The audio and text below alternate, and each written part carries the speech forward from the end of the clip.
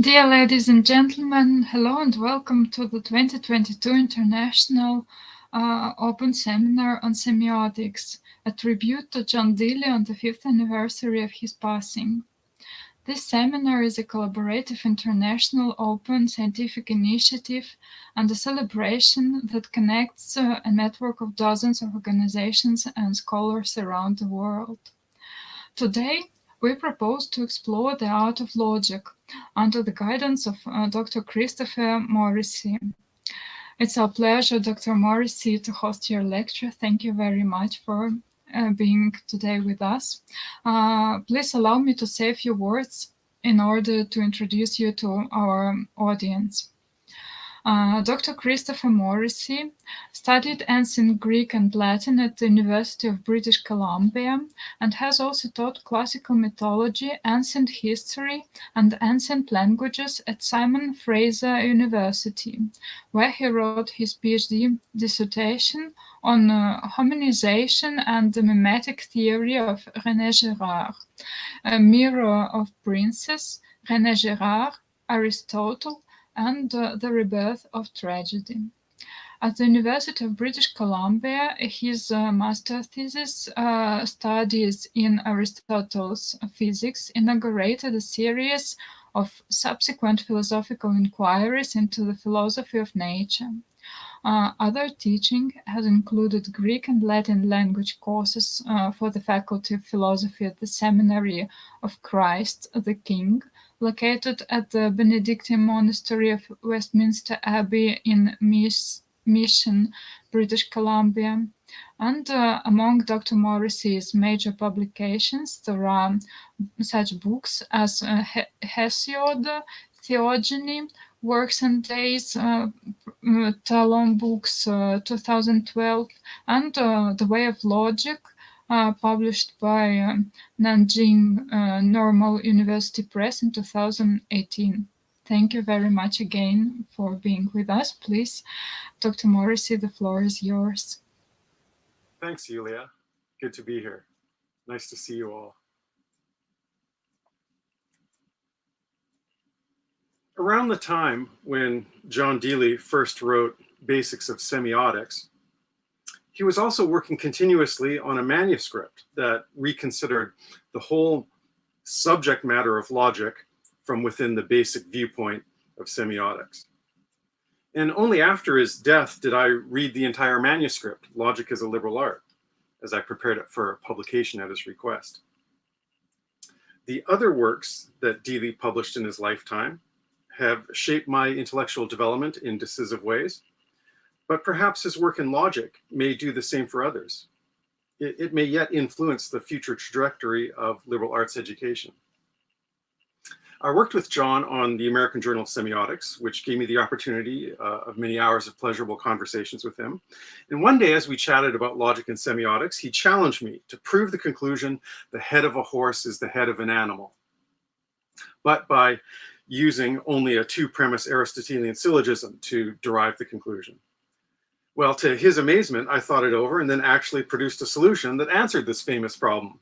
It was first posed by Augustus de Morgan in 1847, but the difficulty was also known in the 17th century, as shown by the challenge of Joachim Jungius to use a syllogism to prove he who learns grammar is someone who learns an art. Qui dicit grammaticam, dicit artem. Well, later in my talk, I'll show you how I can derive the solutions to these problems. But first, I want to issue the challenge in advance, just as John did to me, in case you want to think about it a little bit. But I want to begin by acknowledging some important things that I learned from John Deely that I never learned anywhere else. In addition to his challenge to me, which spurred me on to my own further investigations in logic and semiotics, some of the results which I've already shared publicly in my book, The Way of Logic, I've also been transformed by reading his History of Philosophy, 4 Ages of Understanding. It was after encountering that book that I went on to read everything else John ever wrote. Well, 2 key insights that I've learned from the works of Deely have profoundly shaped my way of thinking. The first insight concerns the primary modeling system, which in humans is language. And language should be distinguished from linguistic communication. which is really a secondary modeling system that's enabled by the primary. This primary modeling system, language, in Thomas Semiotic's idiosyncratic terminology, language is also called nous or intellectus in the Greek and Latin philosophical traditions. The second key insight I got from Deely concerns the active intellect, that aspect of intellectus which adds a formal object of identity to any object of consciousness, allowing it to be known as both an object and as a thing. This latter possibility, thing, is what makes possible the logical cognition of the semiotic animal, whereby we humans are capable of a species-specific sort of syntactic thought, in which on the most fundamental level of our species-specific rationality, we can distinguish subjects, which are posited as things, by distinguishing subjects from predicates, the objects of our knowledge of subjects. I'd say that the most important thing to notice about the relation between subjects and predicates is the asymmetrical relation in which they stand. It's this asymmetry, known as such, that's intelligible only to the semiotic animal. This very asymmetry is that which makes distinctively logical reasoning possible. The behavior of other animals may be termed logical insofar as it follows a definite rationale and regular pattern that aims to ensure survival, but only the human, as the semiotic animal, is able to know how rational or irrational any behavior is, and to interrogate its thoughts, and to subject them to the process of critical control of objectivity by the sort of reasoning that alone is self-consciously logical. Well, I've been able to build further on these key insights taught to me by Deely. Specifically, I've come to realize how the logical process of mediate inference, known traditionally as syllogistic reasoning, is ultimately governed by only one semiotic rule, known as the dictum de omni et nullo, DON for short, the dawn. Well, the dictum de omni et nullo is best understood as a description of the semiosis by which semiotic animals, aware of the semiosic process, are able to assess the validity of their semiosic inferences.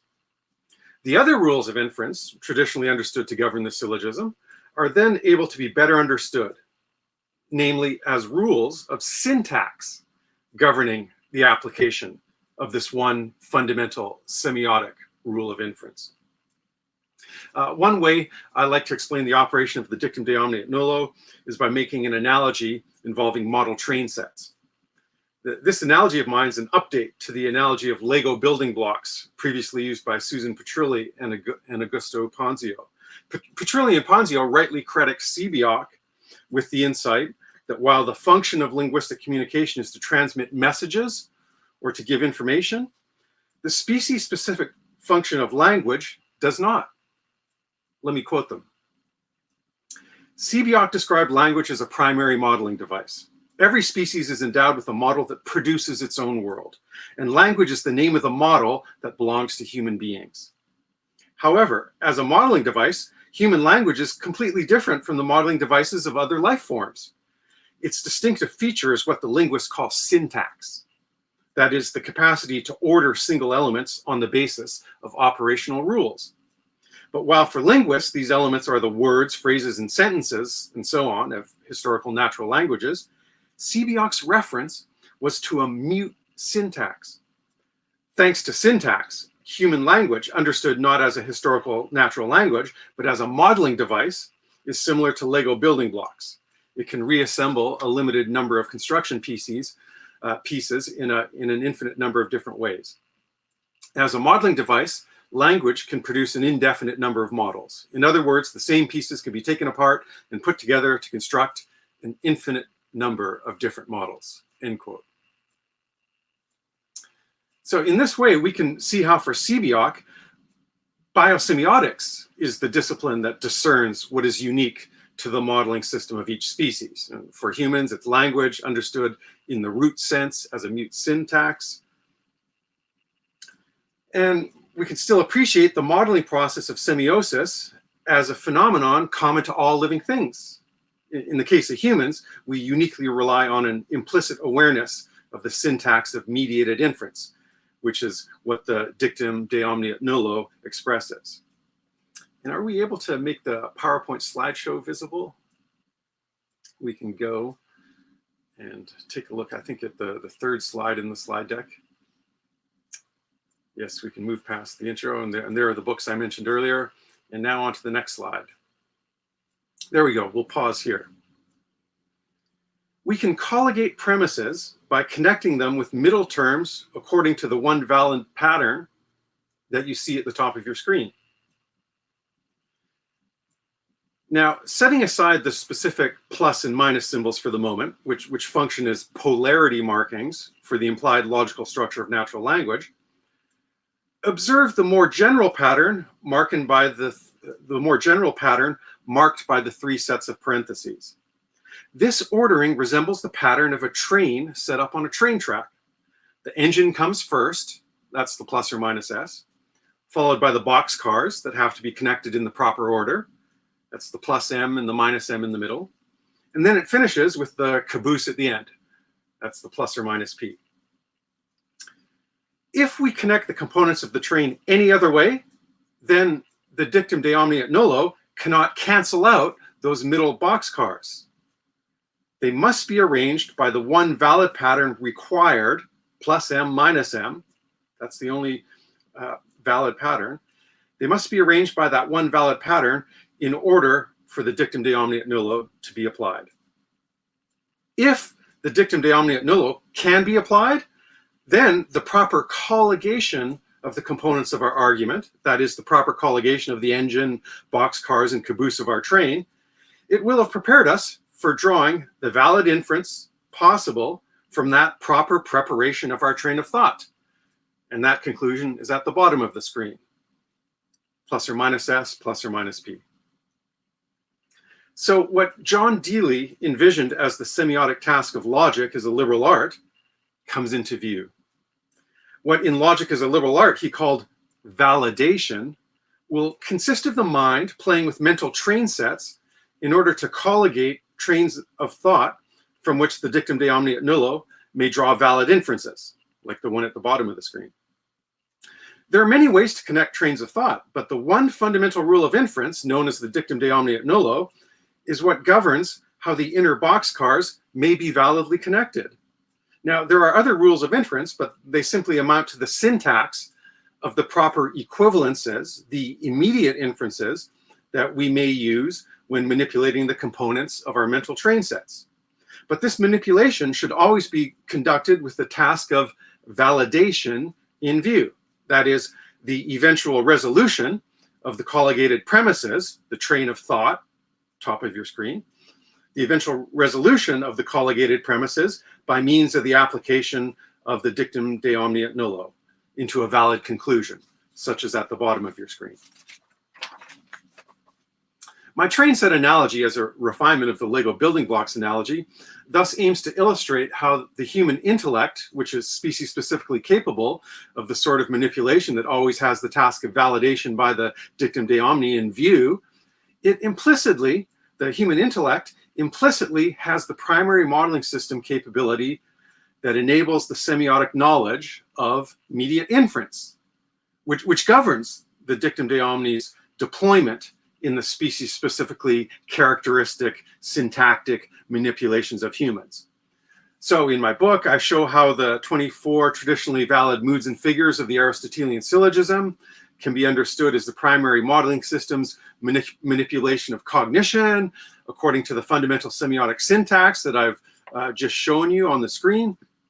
And my book thus builds on the work of Deely's Logic as a Liberal Art, which has reconsidered the whole subject matter of logic from within the basic point of view of semiotics, a task which, with one exception, had never really been taken up before, but more on that later. For now, observe that the key developments in the history of semiotics have always taken place in the context of studies in logic, as with John Poinsot's Tractatus de Signis of 1632, which Deely famously published in a 1985 bilingual edition. The manuscript of Deely's own logic book, it remained unfinished in his lifetime due to the incomplete state of the final chapter, which lacked explicit rules for the task, innovatively highlighted by Deely, the task of semiotic validation, namely the logical analysis of an invalid argument, quote, so as to make explicit the valid consequences it actually contains, end quote. Those are John's words. So my solution to this validation problem raised by Deely in his manuscript is given at length in my own book. As Deely himself suggested, the solution to the art of validation would have to be derived from a comprehensively semiotic understanding of the syllogism's characteristic rules of inference. But because of the open-ended semiotic nature of human thought, there's actually no single ironclad algorithmic way of seeking validation for any particular train of thought. Instead, the semiotic process of validation is a process elegantly enabled by one basic rule of immediate inference, the dictum de omni, which is then governed by a logical syntax of derivation, the list of immediate inferences or equivalences that operate in accord with this basic rule.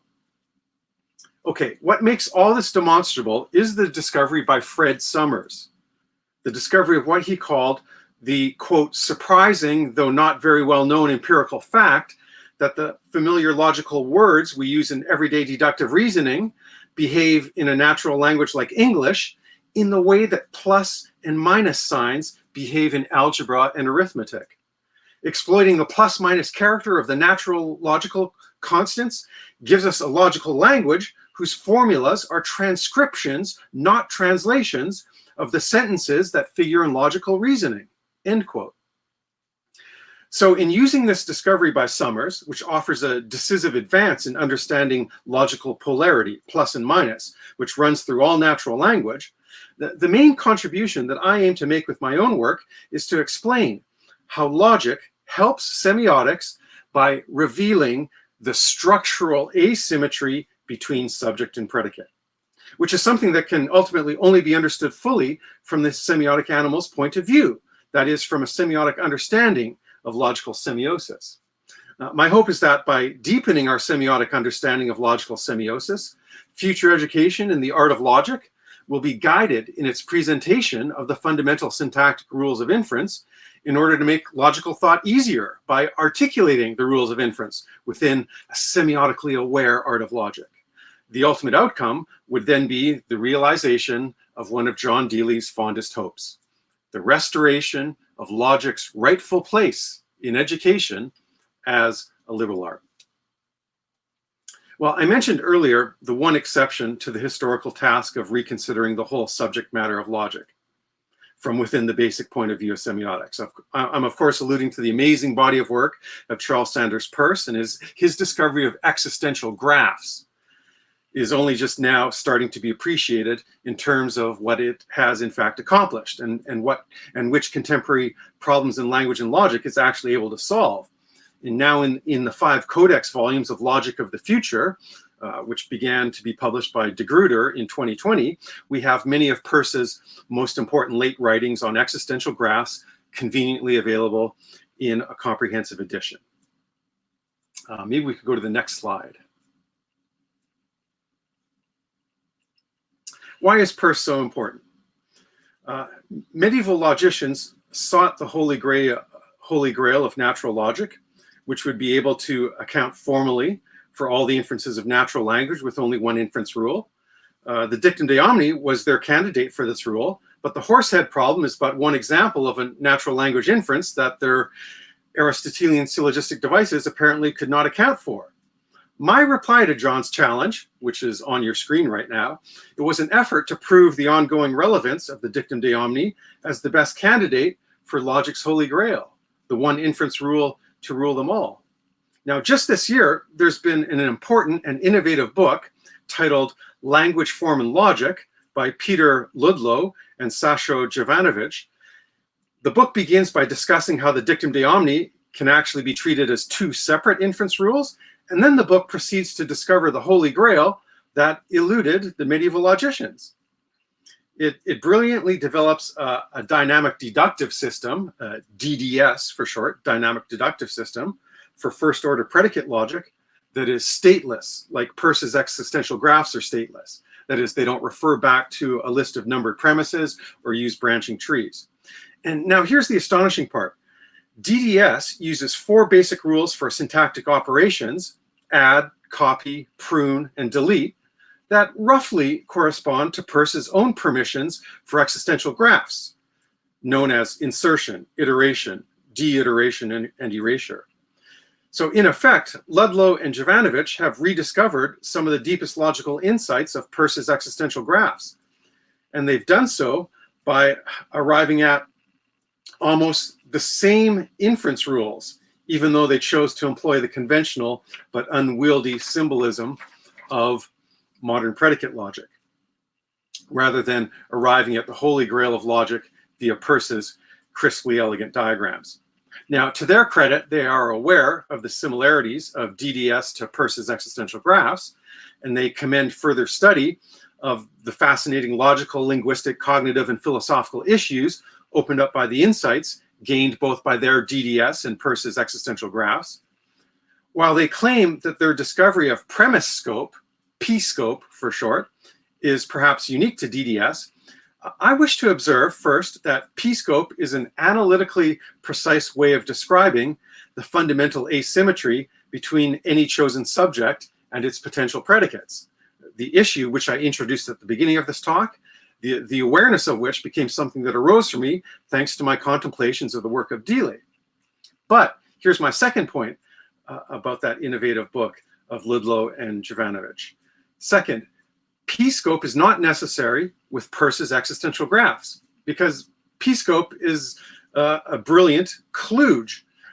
That is because DDS's 4 inference rules don't perfectly correspond to Peirce's 4 inference rules. P-scope is needed to account for the limits that polarity places on DDS's rules, which are symmetrically global in their scope, unless P-scope's local constraints impose the required logical asymmetries. So for example, DDS can add, copy, or delete anything from a logical formula anywhere, but only as long as the operation is permitted by P-scope. But Peirce's design for existential graphs, on the other hand, precisely capture the fundamental asymmetry between any chosen subject and predicate. And so there's no need for the ad hoc P-scope kludge. Okay, so to illustrate now what I think is the optimal nature of Peirce's analysis, I begin with my solution to John's challenge, which you've been looking at on the screen. And it's a solution which uses a first figure syllogism of Mood Barbara. You can see the terms subject, middle term, and predicate are defined as the head of a horse and of an animal. And it fits into this Aristotelian solution, which I emailed to John back in 2012. And he pronounced very impressive. Let's go to the next slide, because on the next slide, we can flesh out the syllogistic skeleton with a pleonastic natural language series of glosses. So in square brackets, I supply what's implicit, and we see the whole syllogism reads out in the major premise, the minor premise, and the conclusion that you see in natural language in the middle of the screen, which corresponds to that nice Barbara syllogism pattern, which I just remind you of at the bottom of the screen. Now, sharp observers looking at their screens, they will notice that the pleonastic glosses applied to the major premise and the conclusion, they expose an apparently circular argument. That is, the conclusion appears to be identical to the major premise, at least if we insist on using the glosses and square brackets to more closely imitate grammatical speech. The solution that Fred Summers offered was not to stuff natural reasoning into a 3-term Aristotelian straitjacket like this, a tactic which is open to the charge of being arbitrary and unmotivated, even if it could be a virtuoso display of a peripatetic regimentation of sentences, and that's what motivated my reply to John. Instead, Summers proposed simply to transcribe the terms of natural language, mark the polarity of their occurrences, and then to resolve the inference patterns according to the valid application of the dictum de omni. And we can see that on the next slide. Now, Ludlow and Jovanovich still consider this procedure to be ad hoc, but once we realize that Summers' polarity markings, his minus and plus, they can be used to write algebraic transcriptions of Peirce's existential graphs. If we realize that, then we'll see that Summers has provided the tools to visualize, along with Peirce's existential graphs, what Ludlow and Jovanovich have proven in their book is sound and complete with their own dynamic deductive system, their DDS. So you can see on your screen how we concisely can write the solution to the horsehead problem using Fred Summers' own TFL, his term functor logic, TFL, which uses his plus and minus polarity markings. And you can read back the natural language off of the major premise, the minor premise, and conclusion with the polarity markings if you just substitute all for minus and is for plus. So instead of rewriting the Barber syllogism by substituting DH and A for SM and P, which I had up on the screen earlier, instead of doing that and marking the polarities with plus and minus, we can perform a natural language analysis that identifies more precisely that the subject, S, is D plus H, the head of a horse, and the predicate, P, is D plus A. The predicate is the head of an animal. That's what you see on your screen. Now, the minor premise is thus seen to be a tautology, right? All D plus H is D plus H, it says in the middle of your screen, or all S is S in the abbreviated format of the earlier screens. It's that tautology that permits the conclusion to be validly derived by the dictum de omni.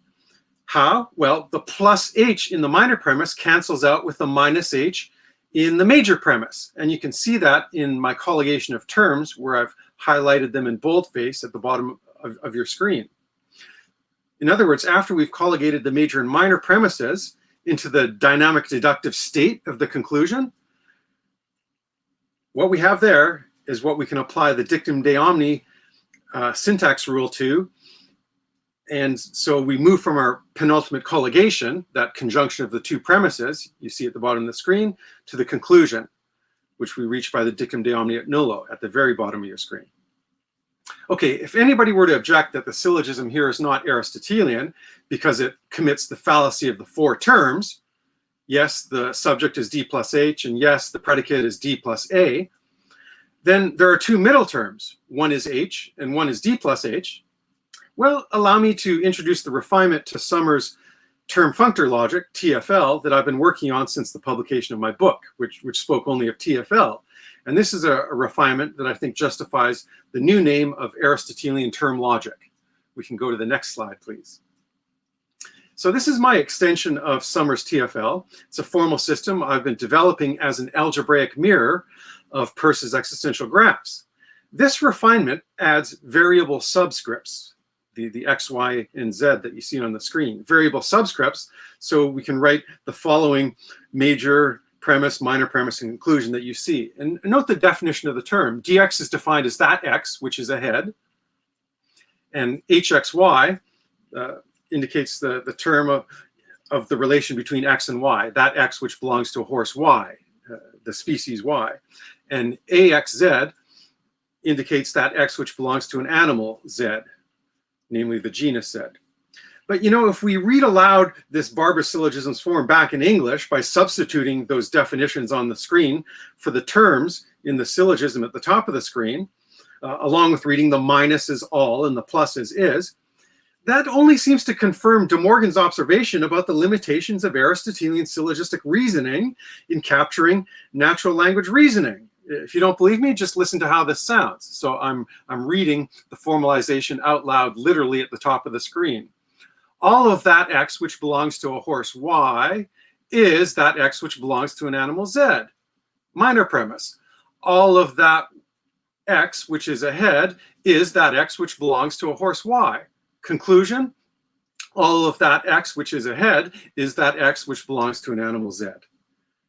Well, clearly, we need a less artificial rendering of the natural language's inference about the relations between x, y, and z, and to take that effortless isomorphism with natural language expressions and combine it together with the statelessness suggested by Summers' use of the dictum de omni, which implies a conjunction of premises before applying the dictum de omni.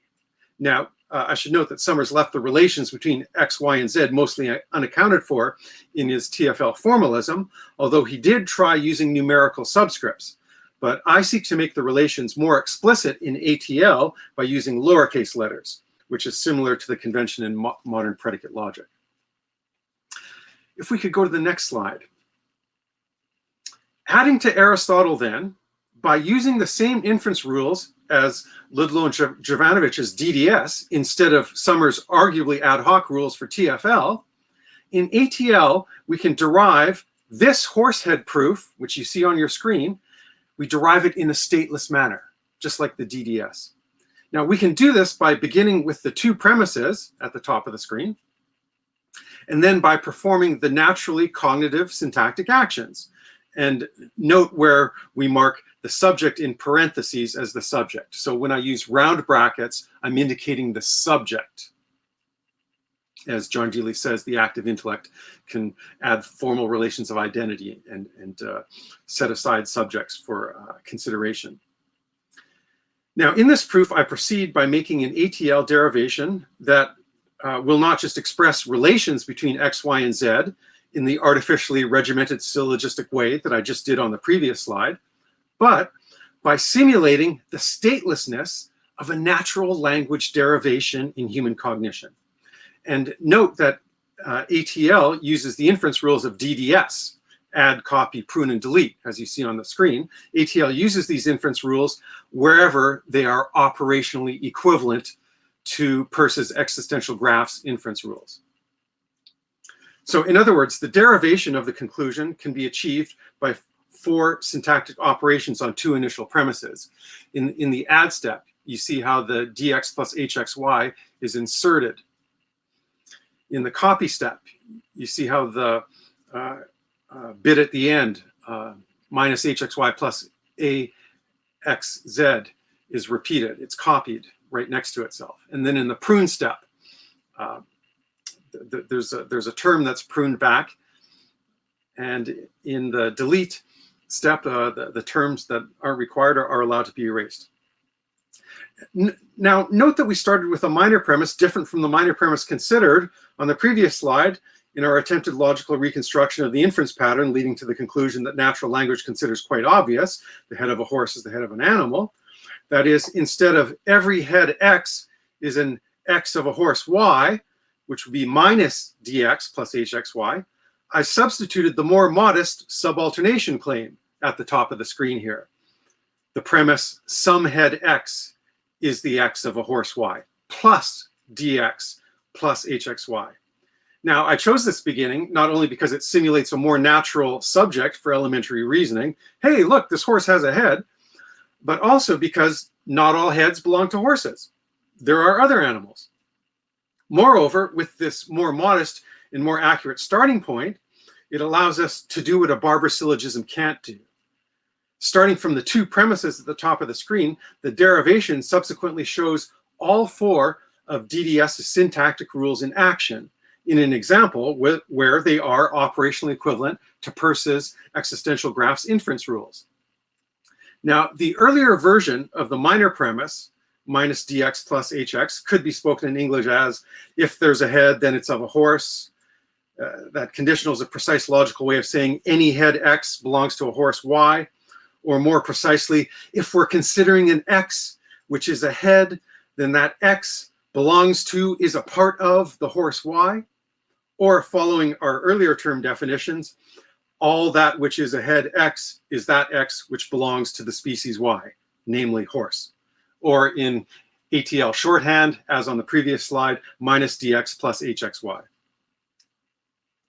Now, by the way, we can solve the earlier grammatical puzzle that I mentioned. And let's go to the next slide. We'll briefly pause to consider this puzzle.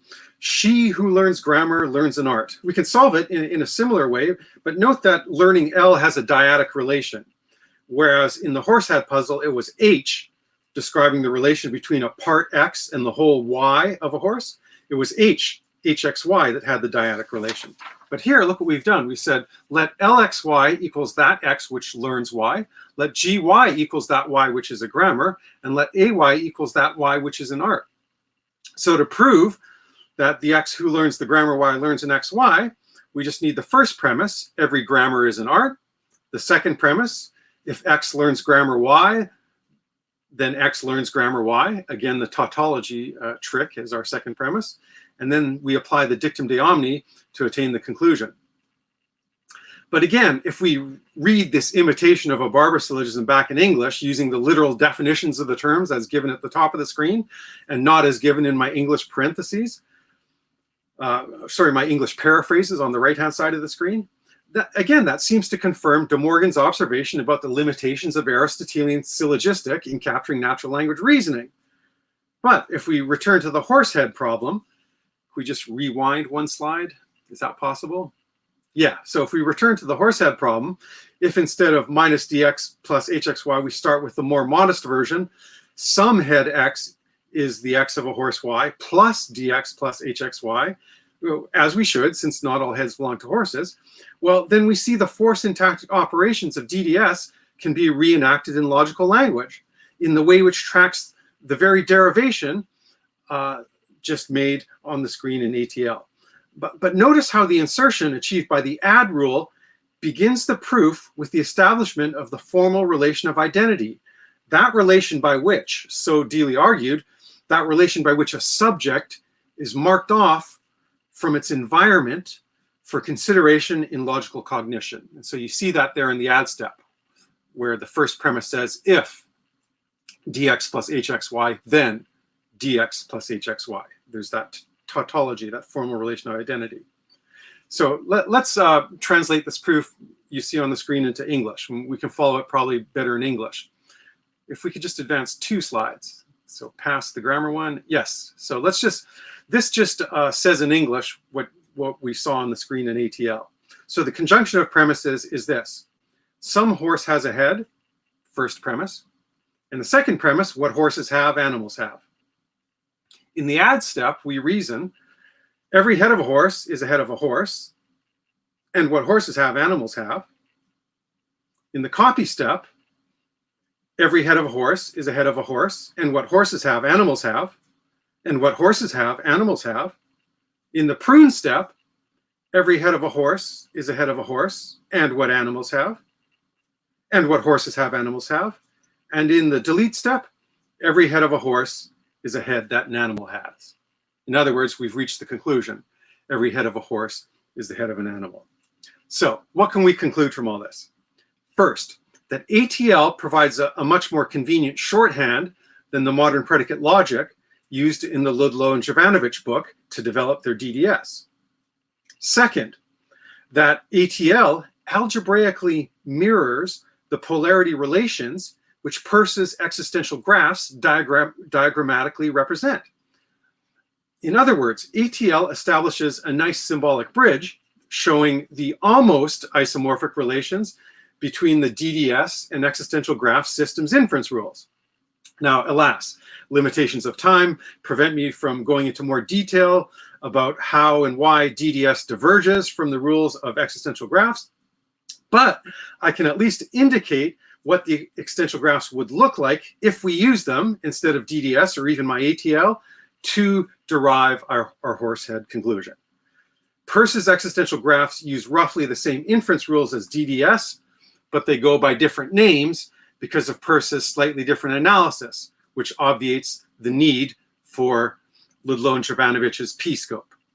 So instead of DDS's add, copy, prune, and delete, existential graphs have iterate, insert, deiterate, and erase. And we can see these at work on the next slide. So let's review the inference rules of existential graphs with 6 figures. In figure 1, you see that we've scribed the 2 premises. All S is M and all M is P.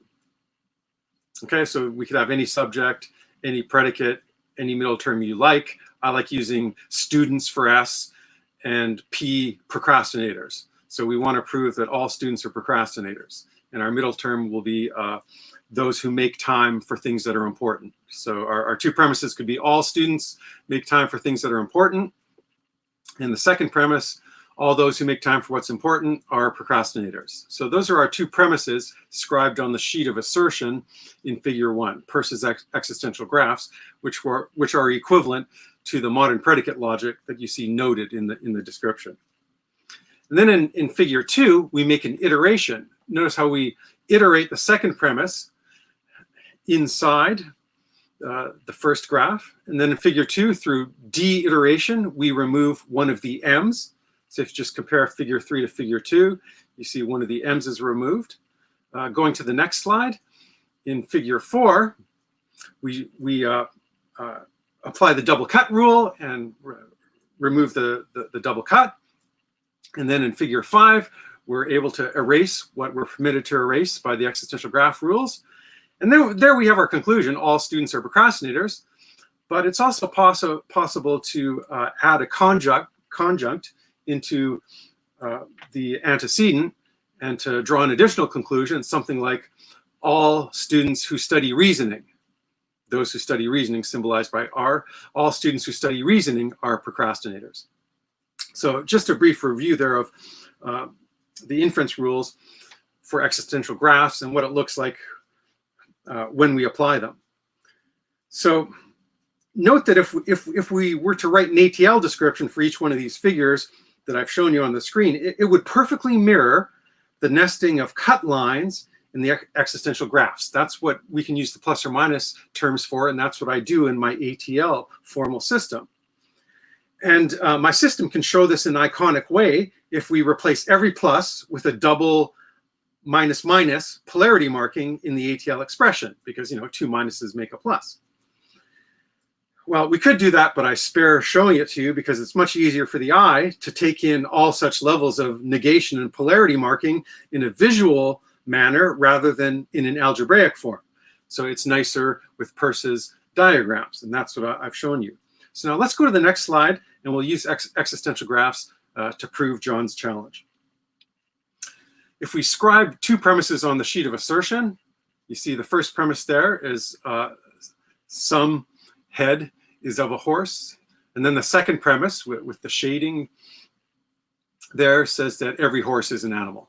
So I translate figure 7, the existential graph in figure 7, in English there for your convenience. It is true that some horse has a head and that every horse is an animal. That's what we write on the sheet of assertion. Now in figure 8, if we do, if we apply a double cut to the first premise, we've visually represented the equivalent in English of it's false that no horse has a head, and it's true that every horse is an animal. And then in figure 9, if we apply the insertion rule, what DDS calls add, we can add an H and a D into the antecedent of the first premise.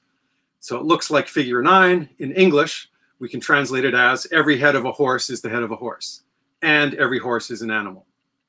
And then in figure 10, if we perform on figure 9 an iteration, what DDS calls copy, notice how we have the equivalent in English of every head of a horse is the head of a horse, but what horses have, animals have, and every horse is an animal. You see how we copied the H and the A on the right to the inside of the first existential graph? And moving right along to the next slide, please. We can apply a pruning operation or a de-iteration in Peirce's terminology to the graph we just saw, which is the equivalent of drawing a diagram for what we say in English.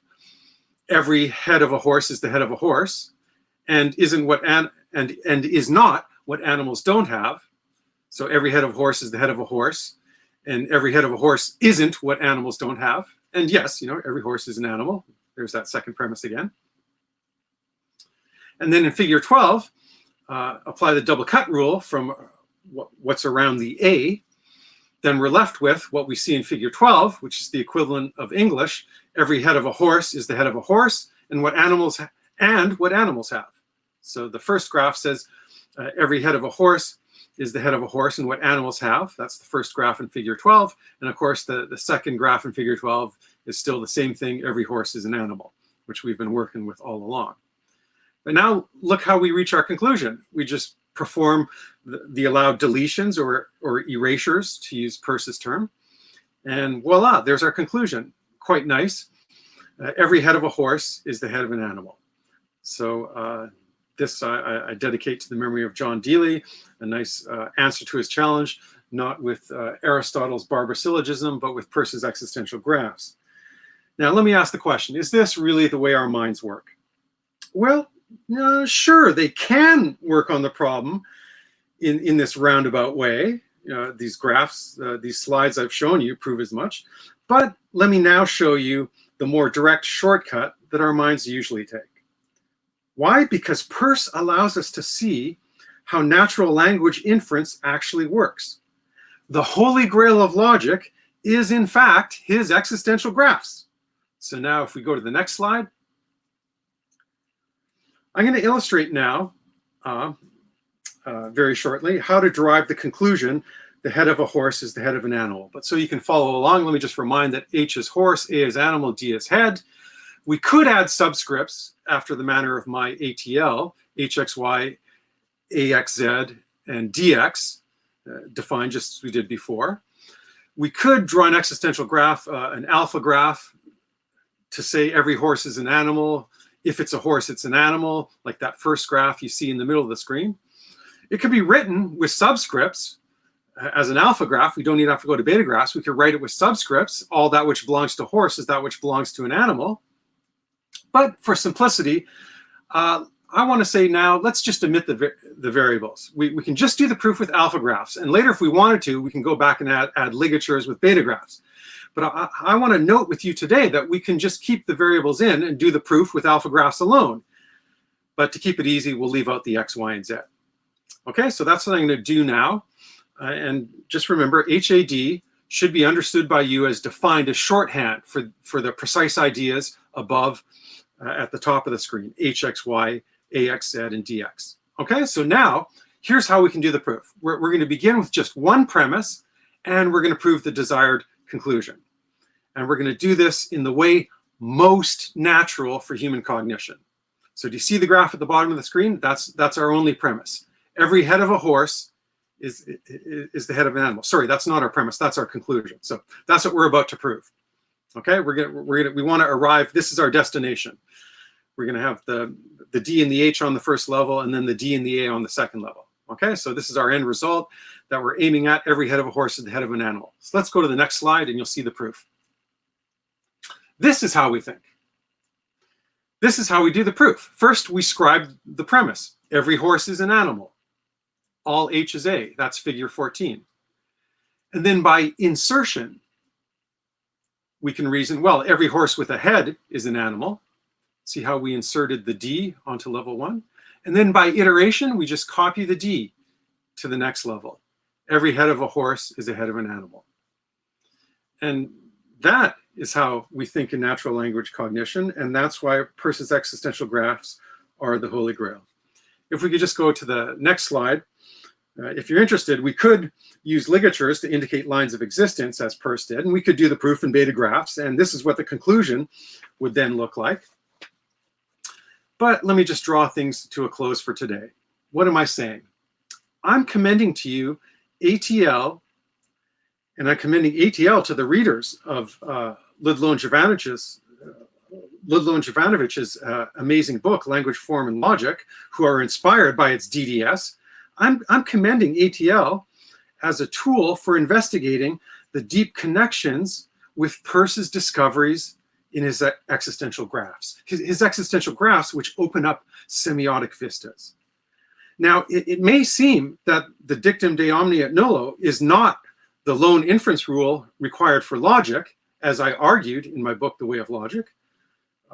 Why not? Well, we see that the application of the dictum de omni et nullo can actually be broken down into two steps, namely the two syntactic operations that DDS calls prune and delete, or better, what existential graphs call deiterate and erase. And so we saw this in earlier examples today. Well, it may seem that the dictum de omni et nullo is not the lone inference rule required, yet nonetheless, I would argue that this two-step syntactic maneuver is enabled by a third movement of the action of signs, of cognition, if you will. Since it's from the mediation of thirdness that we achieve a result different from firstness or secondness, different from simply apprehending a term or from forcefully operating on it with a syntactic rule. This mediating movement is the habitual choice to perform a pairing operation, whereby the same term is strategically isolated and the occurrences of two opposite polarities of that same term are paired up.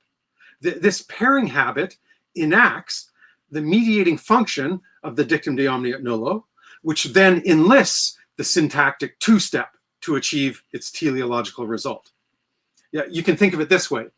The dictum de omni et nullo is not so much the fundamental rule of all logic, the holy grail of medieval logicians, as it is the fundamental strategy by which the basic syntactic rules of thought can opt to use mediation, thirdness, to establish law-like habits and customs. Deely's concept of validation was an implicit recognition of the essentially open-ended, non-algorithmic, semiotic nature of this strategy. And by applying the formal systems of DDS and ATL, by applying those formal systems with you today to the horsehead problem, I've tried to show how Peirce's existential graphs inference rules are the best way of grasping this semiotic truth about our reasoning process. Is it possible to go back a few slides to figures 1 through to 6? And just, yes, perfect, thank you. If we just conclude now by meditating on these figures, notice how the derivation follows an implicitly chiastic pattern, which I've tried to indicate labeling the figures. So just go ahead one slide and you'll see how the pattern resolves itself into A, B, C, B, A once we perform all the eliminations and introductions. Well, in this chiastic spirit, then, let me end as I began, with thanks to John Deely for having challenged me and for set me on my chosen path of logical investigations. John Deely, thank you, John Deely, for giving inspiration to my thoughts, for introducing me to things which I learned from no other source, save from you, John. Thank you.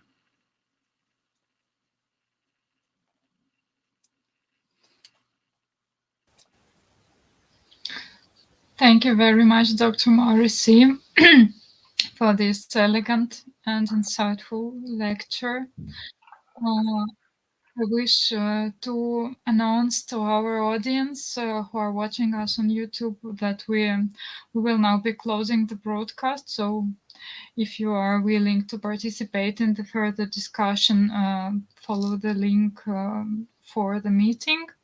And now I would like to open the floor for all the participants. Please, if you have any questions or remarks, you are very welcome.